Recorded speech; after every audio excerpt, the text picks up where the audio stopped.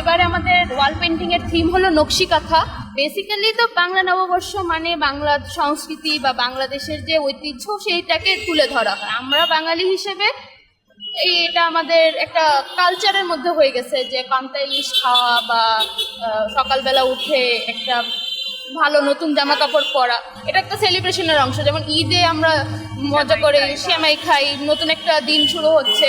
পূজাতে তারা বিভিন্ন প্রসাদ খাচ্ছে, তো এটা ওইরকমই, এটা একটা সংস্কৃতির পার্ট।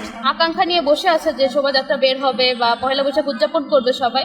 তো আমরা আমাদের ভালো একদম শেষ চেষ্টা দিয়ে হলেও সব কিছু ভালো মতো চেষ্টা করছি, যাতে আমরা সব যা আমাদের প্ল্যানিংয়ে আছে সেগুলো যাতে ভালো মতো বাস্তবায়ন করা যায়। আমার বাবা চারুকলারই ছিলেন, তো দেখা গিয়েছে আমি ছোটোবেলায় এখানে আমার আশা হতো, কিন্তু কখনো ভাবিনি যে আমি এখানের এই কাজগুলোর অংশ হতে পারবো। এখন আমি এটার অংশ হতে পেরে আমারও ভালোই লাগছে, নস্টালজিক ফিল হচ্ছে।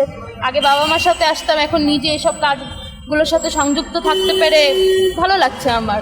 এবারে আমাদের ওয়াল পেন্টিং এর থিম হলো নকশি কাঁথা। গ্রাম বাংলার নকশি কাঁথার মধ্যে আমরা যেসব মোটিভ দেখতে পাই, নারী, ফুল, লতা পাতা, হাতি, পাখা, এইসব বিষয়কে কেন্দ্র করে এবারে দেয়ালটাকে সাজানো হয়েছে নতুন থিমে। একটা জিনিস বলা যেতে পারে যে বর্তমানে এই নকশি কাঁথার যে ট্রেন্ডটা, এটা অনেকটা বলতে গেলে নাই বললেই হয়, বিলুপ্ত হয়ে গিয়েছে। যারা একটু বয়স্ক বা যারা নকশি কাঁথা সম্পর্কে জানেন, তারা এই বিষয়গুলোর সাথে রিলেট করতে পারবেন যে একটা সময় নকশি কাঁথা ছিল, বা নতুন বাচ্চা জন্মগ্রহণ করলে তাদেরকে নকশি কাঁথার মধ্যে রাখা হতো। এই বিষয়গুলো বর্তমানে নাই বললেই হয়।